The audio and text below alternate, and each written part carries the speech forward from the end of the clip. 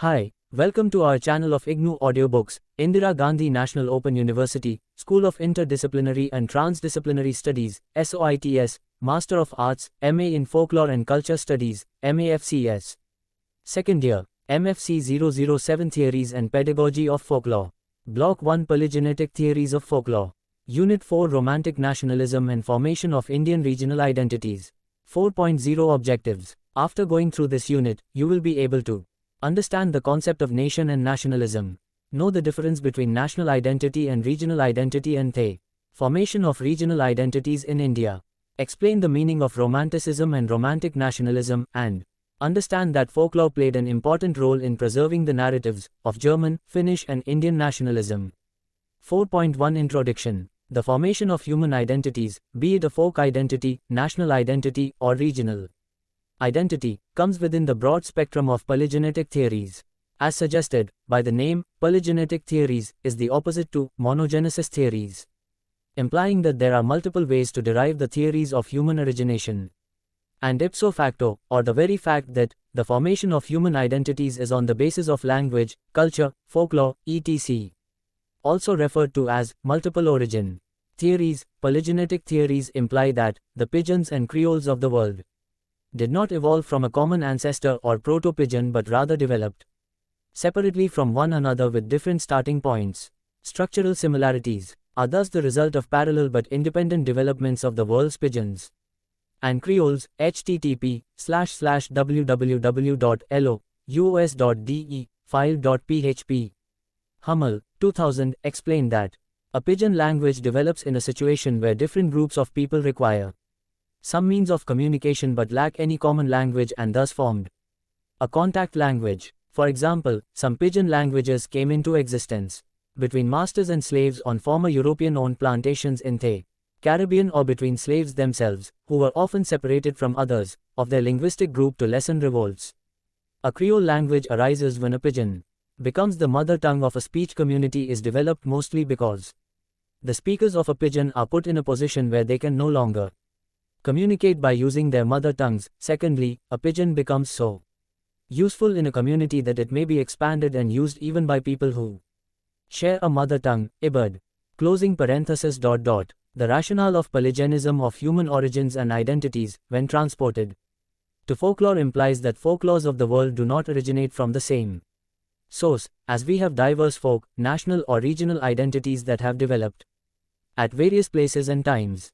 Besides the polygenetic character of folklore, the traditional beliefs, customs, and stories of a community are also passed through the generations by word of mouth.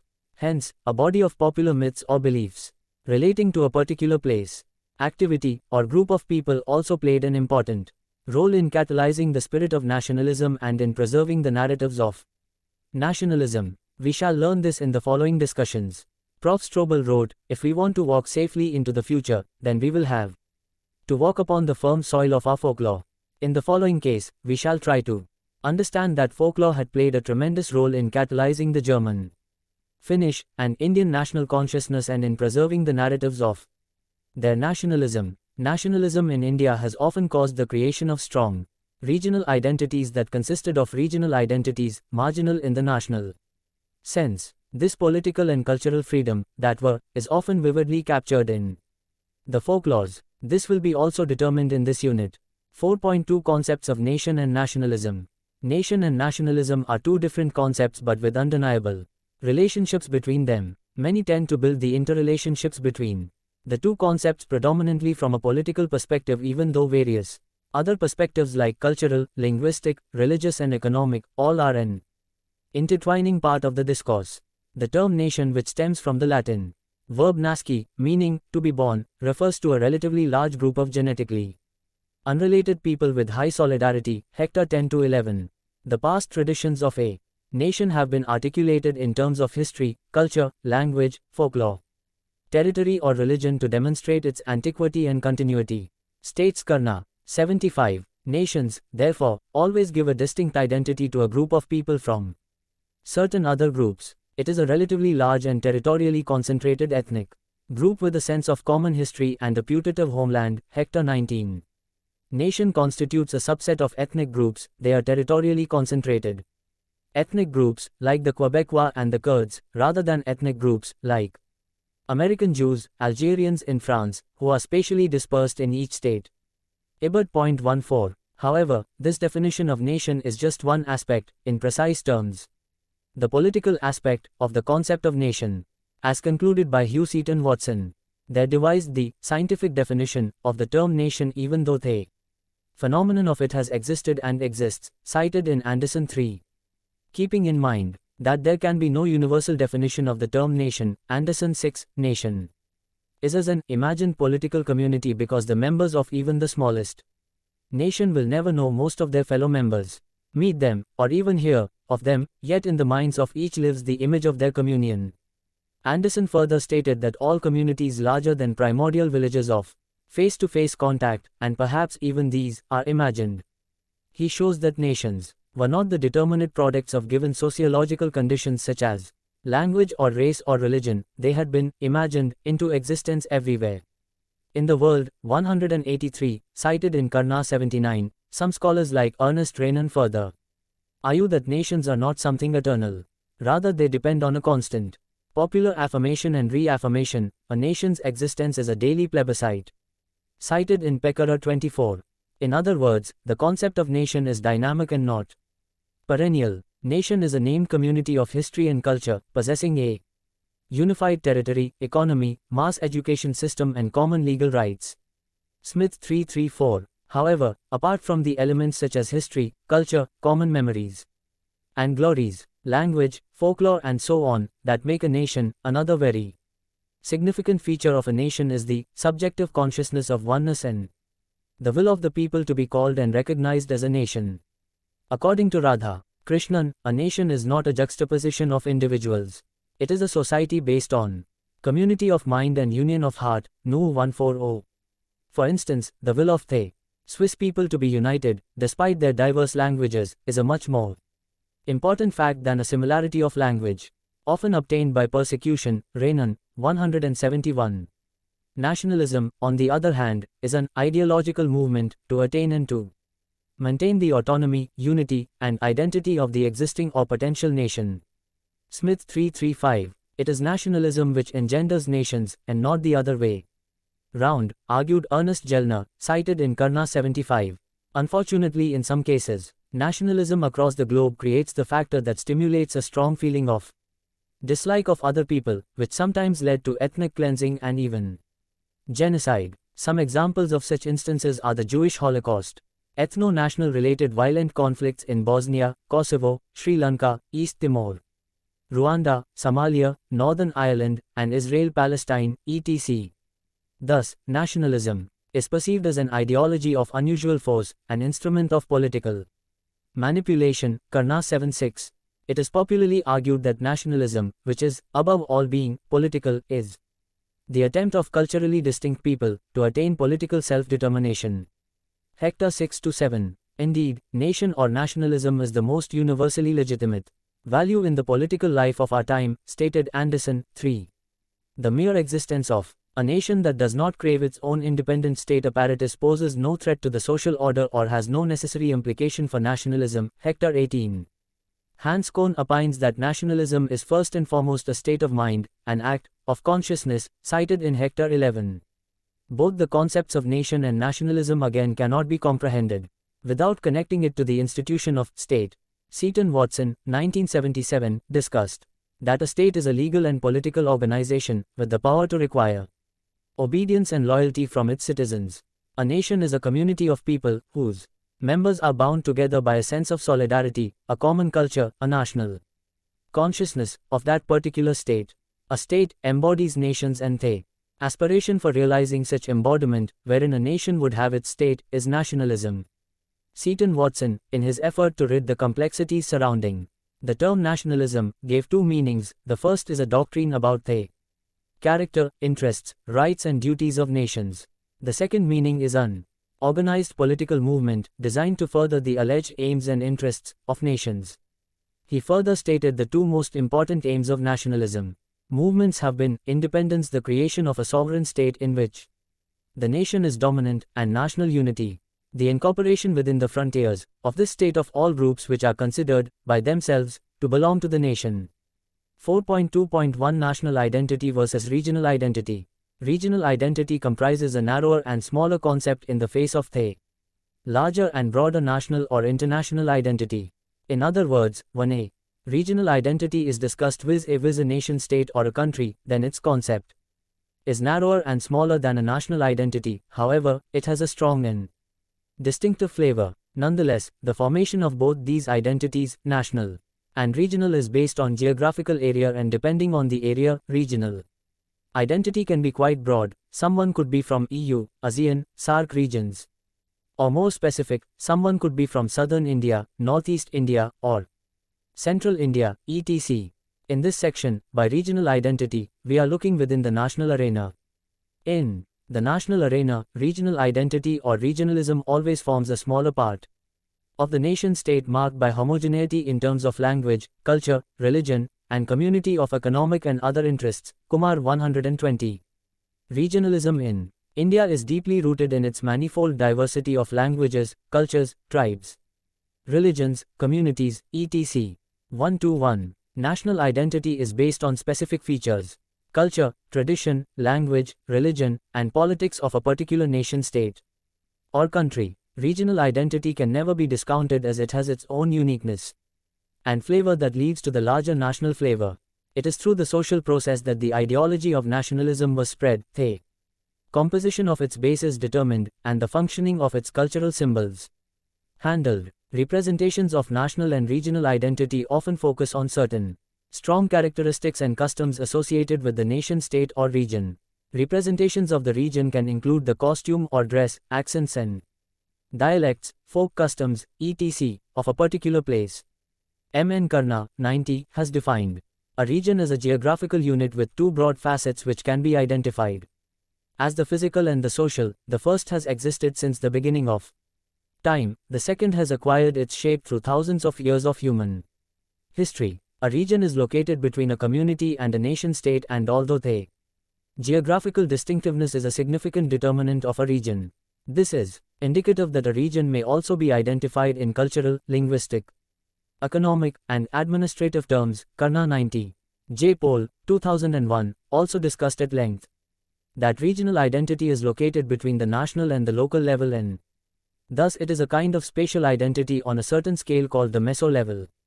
Regionalism represents the search for rootedness and belonging, and the valorization of local distinctiveness in the face of the universalizing features of the nation-state. Specificity of characteristics of a particular group of people occupying a particular geography is the marker of any regional identity. Sometimes a region even demands for an alternative nationality.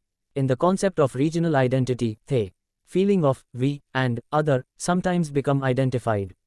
Regionalist practices are constructed with reference to an other in inherently exclusionary ways. Tomeni 2020. Regional identity has a tendency of giving way to narrow loyalties within the larger national loyalty. Sometimes after the wave of state-building nationalism subsides because of achieving the independent or the sovereign status, the issue of peripheral nationalism takes over, and this mostly occurs as a protest by a culturally, racially, linguistically, and religiously distinct group of people against the direct rule or hegemony of the newly independent nation-state. Peripheral nationalism seeks to bring about national self-determination by separating the nation from its host state. Regional identity can get embodied to assimilate or incorporate culturally distinctive territories in each state. It is the result of the conscious efforts of central rulers to make a multicultural population culturally homogeneous. Regional identity remains a dynamic process, which is developed, practiced, and influenced simultaneously by both the inhabitants of a region and the state and the world. We will discuss this more in the later sections. 4.3 Romanticism and Romantic nationalism. Symbols, which may be a myth are real, are the capstone of Romanticism and Romantic nationalism. Smith maintained that without myth symbol complexes, which generate and express ethnic identity, modern nationalism would be rootless and arbitrary. Cited in Karna 78. Romanticism is a cultural movement that reflects the feelings, mindsets, and worldviews of people regarding various spheres of life affairs, i.e., politics, customs, traditions, religion, law, nature, economy, children, family, etc. Romanticism literally refers to the birth of a new set of ideas and is considered one of the most important historical events of all times. Romanticism was an international artistic and philosophical movement that flourished in the late 18th to early 19th century. In fact, the epoch from the French Revolution to World War I comprises what is known as the Romantic era. John Miles, Huntsmeyer.tripod.com.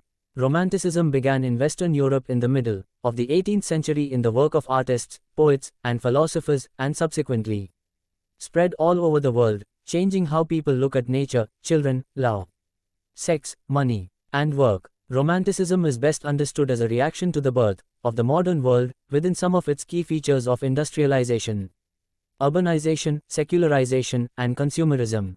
It is also a reaction to the dramatic changes arising out of the Industrial Revolution of the late 18th and early 19th centuries. Romanticism is not against logical thinking or scientific approach, however they emphasize humanitarian values, such as emotion, intuition, mystical feelings, sympathy, empathy, love, respect, and faithfulness that the Romanticists gave importance to. Romanticism coincides with the Age of Revolution, the period of vast political, social, and economic upheavals that included the American Revolution, 1776, and the French Revolution, 1789.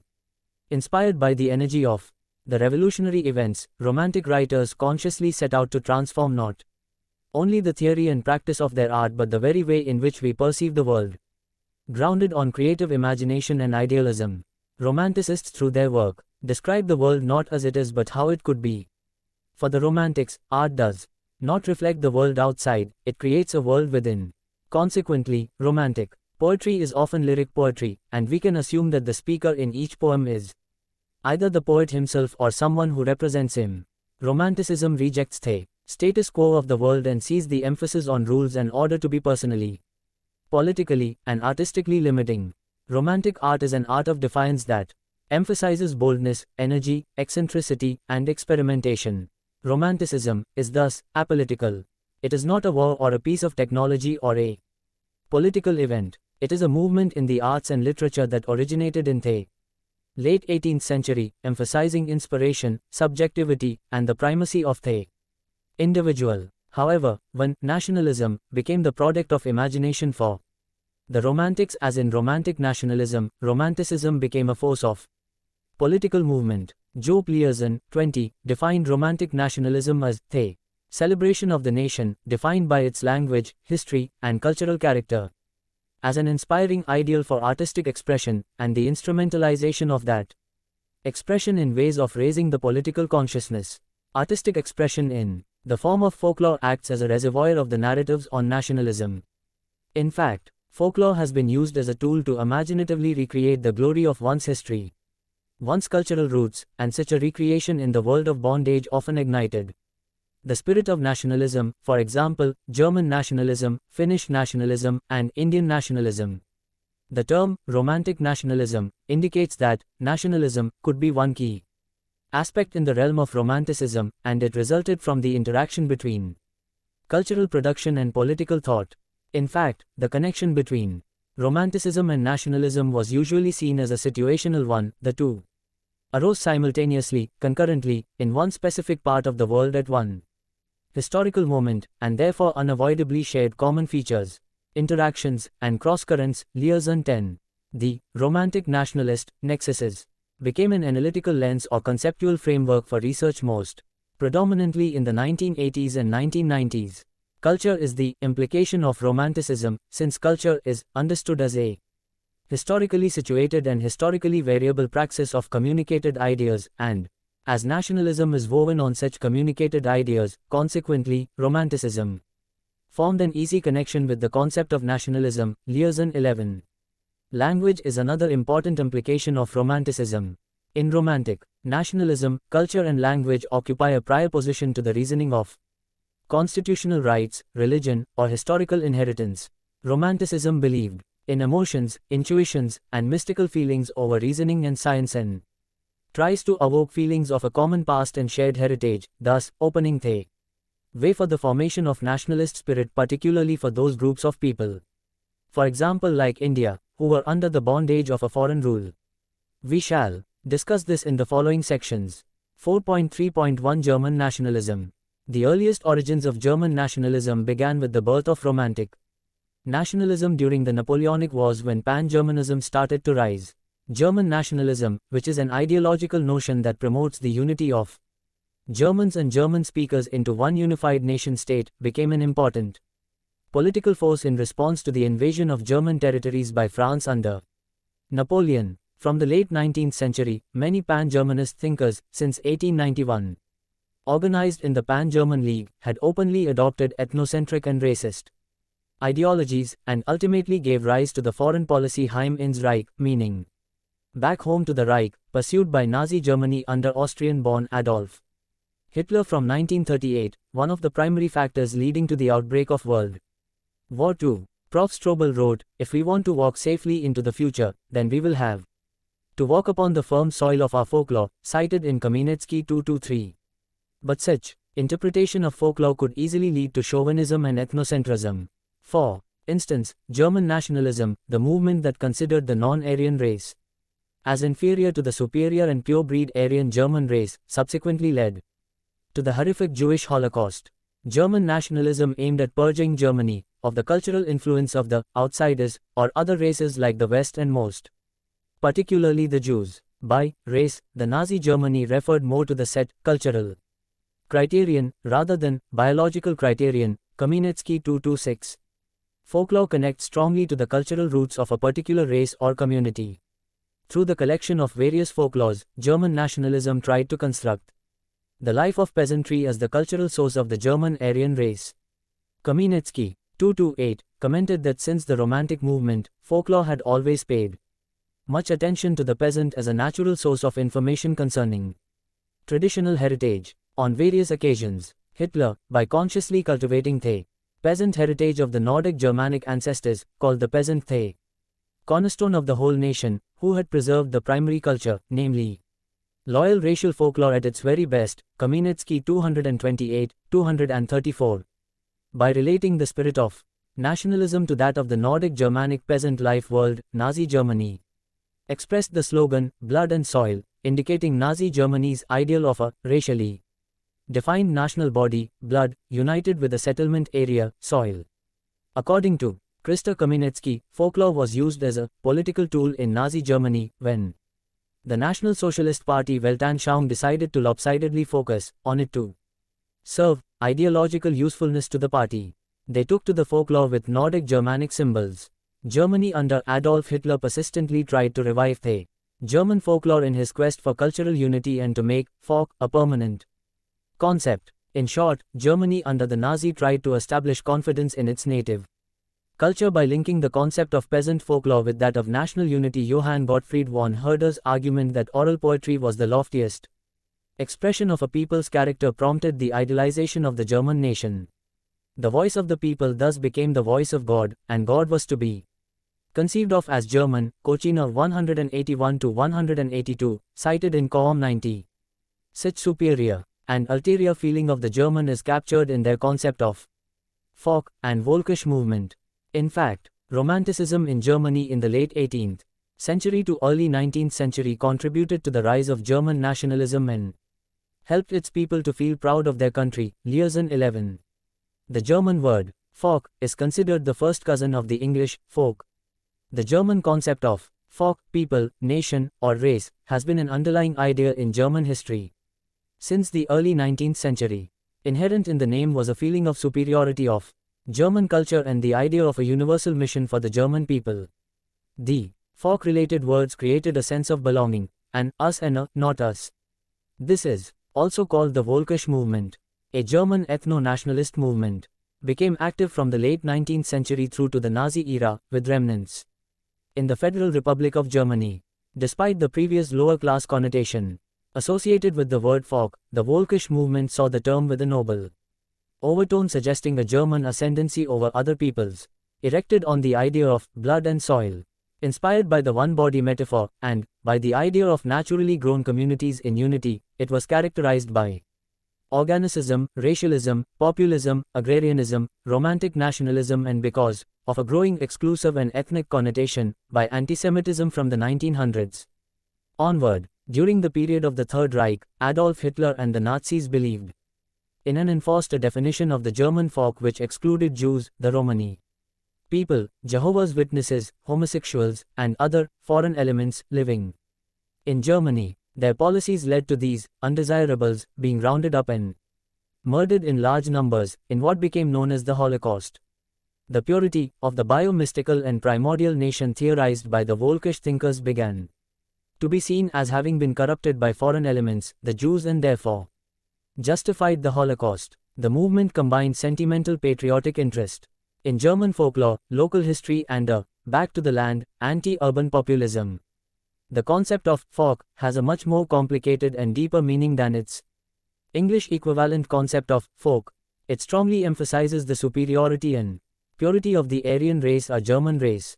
After the defeat of Hitler's Germany in World War II, this concept of the extreme right has not been able to secure populist support, and the concept perhaps also has undergone a transformation with a change of time and situation.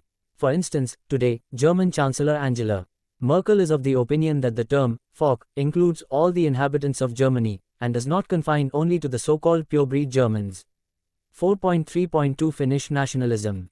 Another nationalism movement wherein folklore has a tremendous impact is that of Finnish nationalism. Probably in no country has the marriage of folklore, studies and nationalism produced such dramatic results as in Finland, observes Wilson, 1976.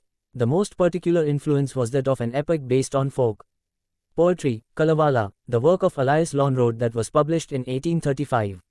Miranda, 63, informed that the Kalevala was widely used in nationalism propaganda, including chauvinistic propaganda, that is, the furtherance of the Greater Finland concept. Kalevala became the visible symbol that assures Finns that they have an identity distinct from that of the foreign colonizers, first the Swedes and then the Russians. This realization could not have been made possible by folklore, and Finland today would not have existed as a sovereign country. Finland was ruled by Sweden from 1249 to 1809 and the Russian Empire from 1809 to 1917. The Finnish nationalism, which originated as an academic movement, for it incorporated the study of linguistics, folklore, and history that helped to establish a sense of national identity for the Finnish people, could be traced back to the 18th century. In fact, the text of Finnish nationalism is vividly captured in the phrase, "We are no longer Swedes, we cannot become Russians. We must be Finns." Finland, the rise of Finnish nationalism. Countryside-studies.us. In Finnish nationalism, the intervention of a Finnish mythology not only incorporated a notion of national identity and distinction but provided an instrument for exorcising foreign elements, notably those of Swedish and Russian culture. Saloma, 69. By reviving Finnish folklore and mythology, the Finns realized their cultural and linguistic distinctness from the Swedish and the Russians, and such consciousness led to the movement for political nationalism. In short, Finnish nationalism may be said to have developed from cultural and linguistic origins to a will to full political self-determination which they attained in 1917-1918, Sari 1944. 4.4 Folklore and Indian nationalism. Folklore greatly helps the listeners and the readers to identify themselves with the lore on a patriotic level, as folklore is a representation of a folk culture. Folk culture is a steady and permanent force, it is never rigid or absolutely at rest. And since it is a product of the native soil, it is an expression of the cultural community spirit. That is why folklore can have a huge impact on the minds of those who identify themselves as native dwellers. Kamenetsky 223. Folklore can be used and interpreted in politically neutral terms. However, when folklore is discoursed in the realm of romantic nationalism, it can no longer remain apolitical or non-political. It develops a political meaning and thus becomes a representation of a political symbol. In other words, folklore is the merger of social and political spheres. Kamenetsky 224. It has been maintained that in India various efforts, most notably those of Rabindranath Tagore, to revive Indian folklore were made to awaken and embolden the ideas of nationalism. Collection of local folklore was considered, not just to recover an ancient national spirit, but also to carry the modern nationalist message to large audiences who were mostly illiterate. Abipedia.abhimanyu.com. In fact, the efforts to revive Indian folklore by Tagore, Sri Aurobindo Ghosh and even Mahatma Gandhi greatly influenced the destiny of modern Indian literature. setting the stage that Indian Romanticism is fraught with mysticism. This is unlike English Romanticism, which wants to break Puritanic shackles, seeking joy in Hellenism. Ibad, history, myths, folk culture, etc., were revisited to revive the pride among the people in the greatness of India's culture or way of life and history that was ended with the foreign invasion of British colonialism in the 19th century, 1858. 1947. One must mention that although the period of colonialism in India is normally identified with the British Raj, an earlier wave of colonialism began with the establishment of the Mughal Empire. This was accomplished by a Central Asian Turk named Zahir-ud-Din Muhammad Babur, d. 1530, whose reign only lasted 4 years, but whose empire lasted for more than 3 centuries until the British Raj defeated it in 1857, the First War Independence, Qawm 92. Natesa Sastry, the person responsible for collecting a massive 4-volume Tamil folk tale and titling it, The Folklore of Southern India, stated that the folklore was national literature. It was the most trustworthy manifestations of people's real thoughts and characteristics. Similarly, Johann Gottfried von Herder also argued that oral poetry was the loftiest expression of a people's character, cited in Qawm 90. The folklore of India would mean the folklore of the nation of India and the Indian subcontinent. However, we need to keep in mind that India is an ethnically and religiously diverse country. Therefore, the source of the origination of its folklore is also equally diverse.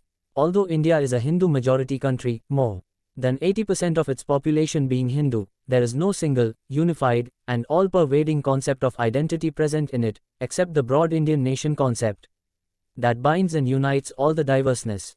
In other words, there are various heterogeneous traditions, numerous regional cultures, and different religions coexisting in India. It hence is a perfect melting pot of various religions, cultures, and religions. Accordingly, being determined, regional movements in the pre-independence period were smoothly blended with the idea of a national movement against the British oppressor. In the pre-independence era, materials on regional or sectarian movements, such movements led by Rani Lakshmi Bai, Bhagat Singh, Birsa Munda, etc., were preserved in the form of folklore, ballad, etc., and became a powerful tool in shaping the larger picture of Indian nationalism. All these movements were time and area-specific, but later they became important narratives in raising and coloring the political consciousness of the people for a national movement. Such materials are considered as expressions of authentic simplicity and managed to powerfully inform the minds of Indians on the evil rule of the Britishers. Folklore directly connects with the cultural roots of the people and is readily accepted by the people as holding authentic truth, despite the law not making sense when thought of scientifically, as they sound too ethereal and unnatural. Folklore is popularized as the true spirit of the nation. Going further, it became essential in the project of nation building. Folklore has populist support and honor and has impacted the nationalism movement greatly. In this sense, folklore becomes the indispensable foundation of the nationalism movement and nation building. It tapped the soul of the nation and awakened and spread the nationalist fervor. Indian nationalism is predominantly studied in its connection with the national or freedom movement, and this is investigated in its political and socio-economic context. Voig 242. It was a unified movement for socio-political and economic freedom from British control. This was initially impacted by various sectarian or regional revolts against the same enemy before a unified pan-India national movement was mobilized under the leadership of Mahatma Gandhi. Such a unified, larger movement was possible because a new spirit, a consciousness of belonging to and being part of a nation, was born. In fact, Mahatma Gandhi, in his efforts to awaken the socio-political consciousness of the masses, constantly spoke to them in the language they could understand and uses symbols and ideas that could be related without difficulty by the masses, for example, Ram Rajya, Swaraj, Swadeshi, Harijan, etc., with the consciousness of belonging to a nation, former expressions of patriotism and loyalty to a particular state or area or region blended with the spirit of the new national consciousness. The blending was successful because of the cross-regional spread of folklore of the martyred heroes, for example, the folklore of Rani Lakshmi Bai, Bhagat Singh and Birsa Munda. These shall be discussed shortly. 4.4.1 Romanticism in Indian nationalism. There was a romantic phase in Indian nationalism. According to Voig, 26. Romanticism, in the Indian context, after the middle of the 19th century was a growing reaction against rationalism, for a greater interest in the history of the country, of a new evaluation of traditions and customs, and a new appreciation of the mother tongue. This reaction against rationalism was also a reaction against foreign influence and taking pride in the past. It also generated a love of the native language and literature, although language did not become the main characteristic of nationality in India. Voig 247-48. Indian nationalism was imbued with a strong, emotional element, and more romantic, being built on cultural and religious unity. True in the Indian context, romantic nationalism tried to build up a common identity around the greatness of a single culture, invoking a mass consciousness and patriotism around the promoted culture. Such creations of romantic nationalism are linked to an ancestral or traditional homeland, and the way of life prevalent or assumed to be prevalent in such homeland. Folklore, poems, ballads, songs, literature awakened the political consciousness of the people and instilled a strong sense of nationalism. Voig 252 further maintained that in the Romantic stage, the nation is comprehended by way of description. What distinguishes India from other nations, not necessarily what is common or should be common to all nations, is stressed. In short, romantic nationalism in India is strongly based on socio-cultural criteria such as cultural homogeneity, shared history, and distinct language. 4.4.2 Influence of Rani Lakshmi Bai. Rani Lakshmi Bai is vividly captured in the minds of Indians as the Queen of Jhansi, who went to battle against the British colonialist with her infant tied on her back, wielding swords in both her hands. She was the queen of the Maratha princely state of Jhansi in North India. She was one of the bravest women in India, and her story lives on in Indian folklore, ballads, literature, movies, etc. She was named Manikarnika Tambe by her parents Moropan Tambe and Bhagirathi Sapre, but fondly remembered as Jhansi Wali Rani or Rani of Jhansi. In 1842, Manikarnika got married to Maharaja of Jhansi, and after her marriage, she came to be known as Rani Lakshmi Bai. According to the Maharashtrian tradition, women were being given a new name after marriage, and Lakshmi Bai was the name given to Manikarnika in honor of the Hindu goddess Lakshmi. She and her husband together adopted the king's cousin's son after their own son died. Lakshmi Bai's marriage was short-lived as the Maharaja died of an illness. In the year 1853, Lord Dalhousie, then Governor-General, lost no time to take advantage of the Maharaja's death and applied the doctrine of lapse. According to this doctrine, a king's adopted child was not entitled to the throne. Hence, the British snatched away her Jhansi and her son's right to the throne and took away all the state jewels and offered the Rani a measly pension of 60,000 rupees. She was forced to leave the fort and move to another fort, which is now called Rani Mahal, in Jhansi district, Uttar Pradesh. The chaos in the kingdom of Jhansi, simultaneously, was caught up with 1857, the first war for India's freedom. Many factors brought on the first war of independence, the most famous being the introduction of cartridges to the army that were allegedly greased with both beef and pork fats. The soldiers took this as an attempt by the British to defile their religion and thus decided to join hands. Despite their differences, the soldiers were then joined by the rulers whose royal estates had been annexed by the British.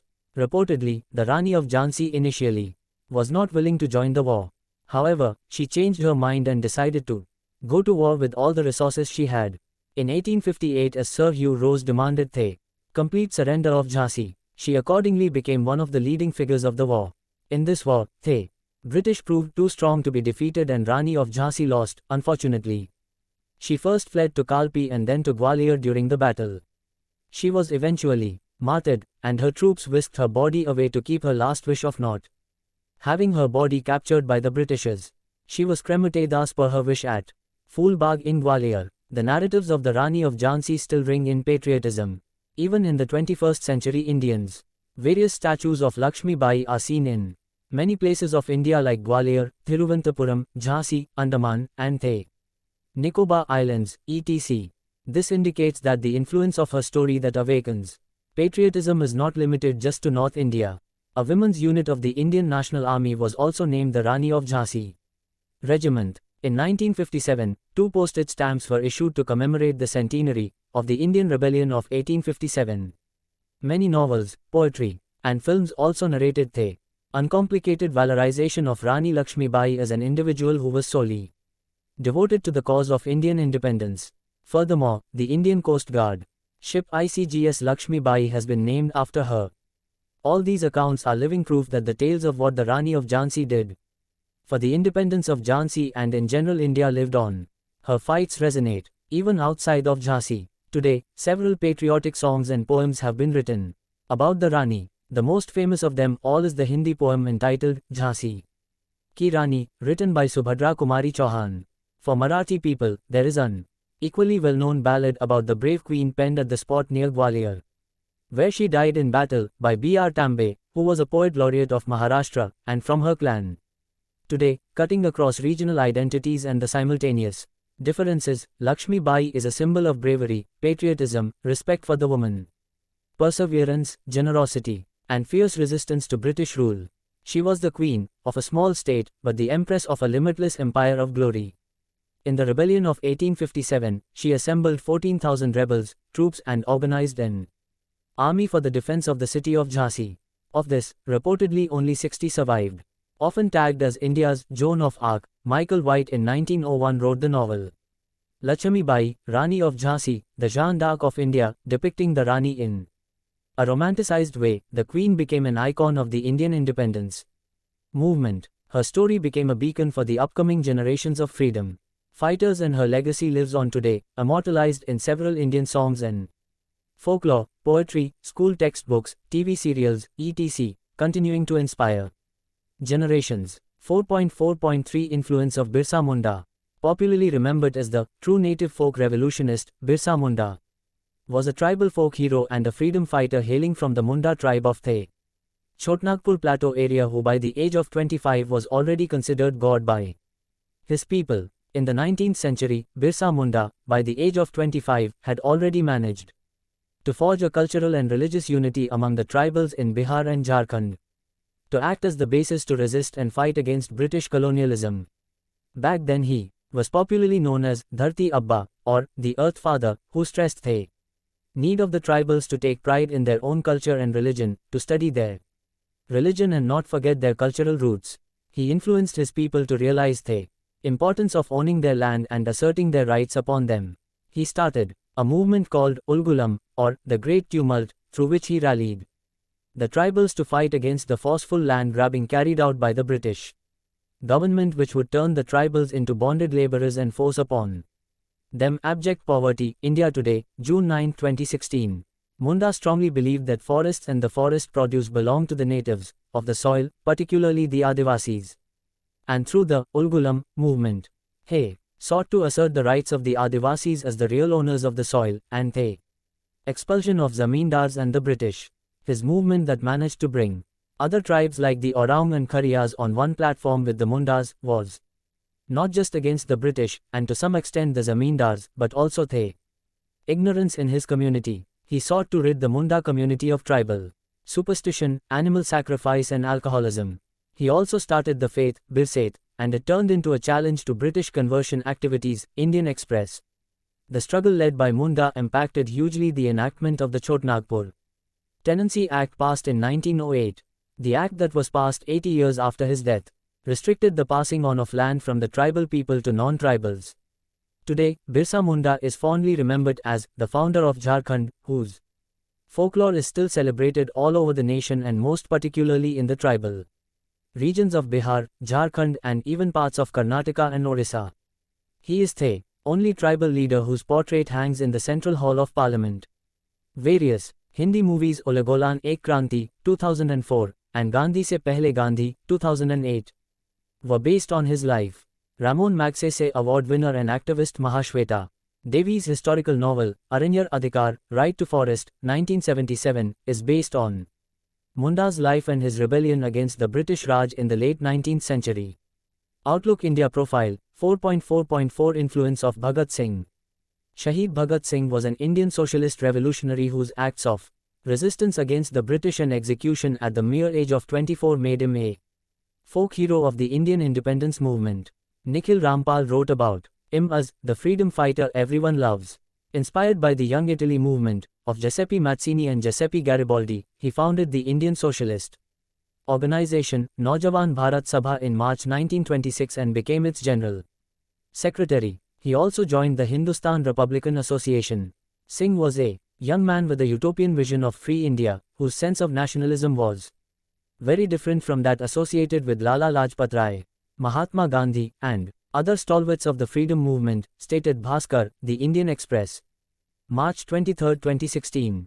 Many aspects of Bhagat Singh's life are relevant in the prevailing socio-political turbulence, his rejection of communal identity and personal commitment to atheism, and above all, the commitment to revolution and rationality, Ibid.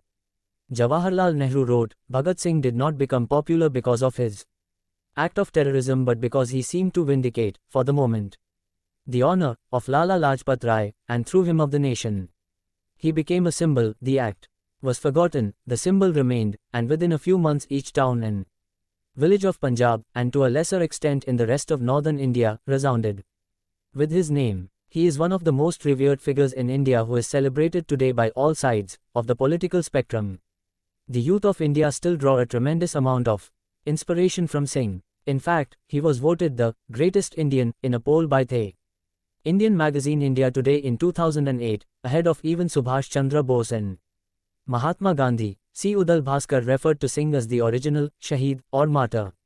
4.5 Formation of regional identities. In India, regional identity has existed in concurrence with the national identity. All along, it has been contended that India's history and culture have always oscillated between an ideal of pan-Indianness and that of regional self-assertion. Ray 1968, cited in Karna 86. The idea of collective identity encompassed in the term India is a modern phenomenon. Before this, various socio-cultural and linguistic communities with a specific or virtual geographical area had firm local and regional identities already established. Many of such identities became more refined and defined with the millennia of foreign invasion and dominance. In fact, the pan-Indian identity became popular only when the British colonialists managed to bring under its suzerainty 565 princely states and various provinces. The point is, on the eve of India's independence from the grip of the British rules, there was no common cultural heritage that could act as the basis of India's nation. With the independence of India going forth, all the distinctive states or regions or provinces were brought together under a single civil administration. By virtue of such unprecedented unison, all the diverse communities relegated their local or regional identities for a larger Indian identity.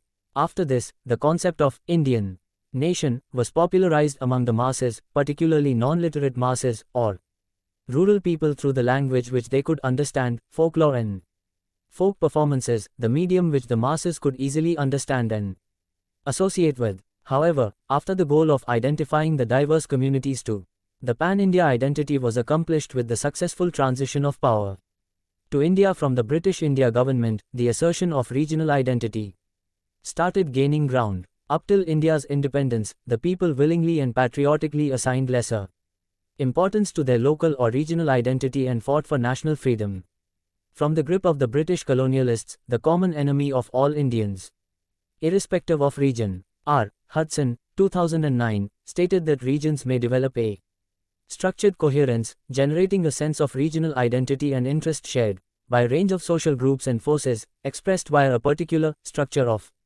feeling. In forming Indian regional identities, symbols like folklore, language, religion, ethnicity, etc., shared by a collective acted as an important tool to establish a specific regional identity. Though the formation of regional identities in India created regionalism, it must be pointed out that regionalism should not always be considered a challenge to the integration of the Indian nation-state. The history of India has shown that there is a unique strength in the philosophy, unity in diversity, and India has managed to progress with this philosophy in practice.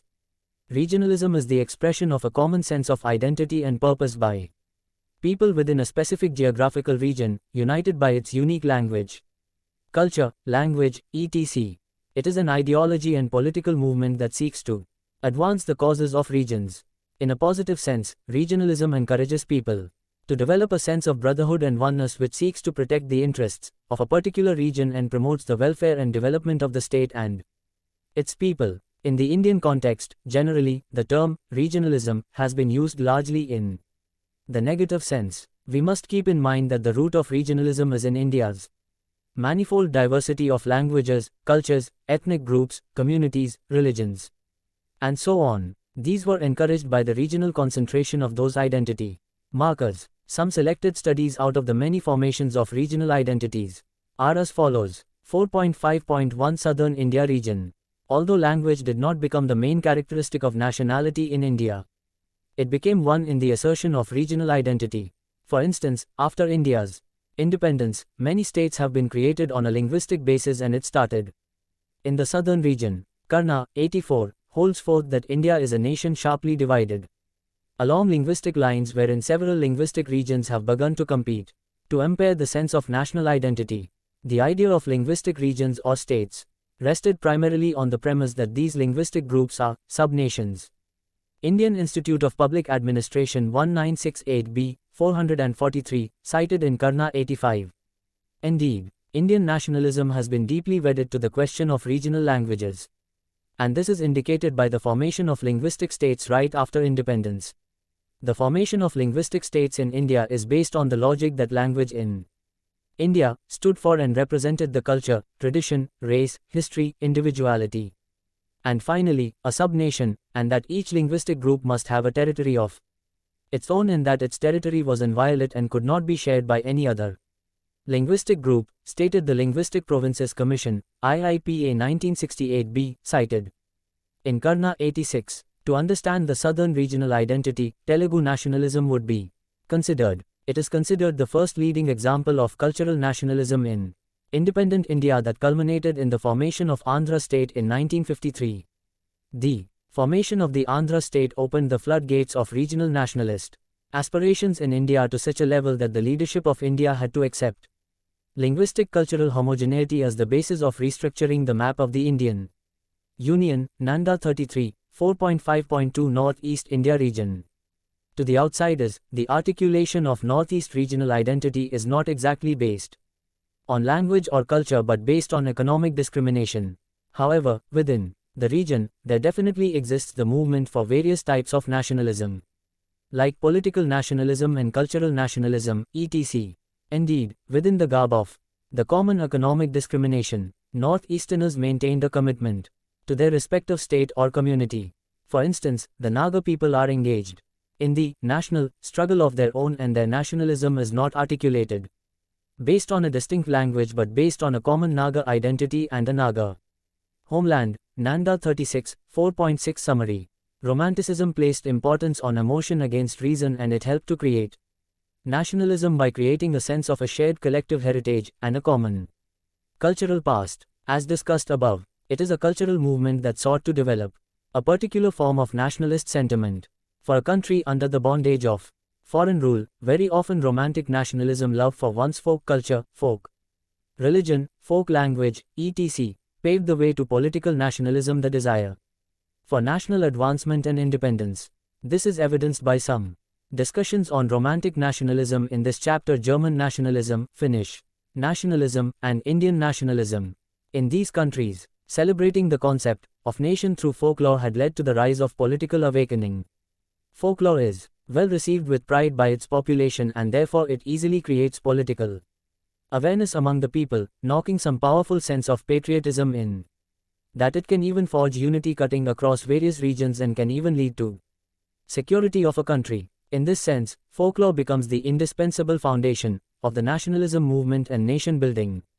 Folklore in the Indian nationalism struggle was like a double-edged sword in that the consciousness of a pan-India identity was expressed through folklore, and it acted as a means by which this consciousness was nourished.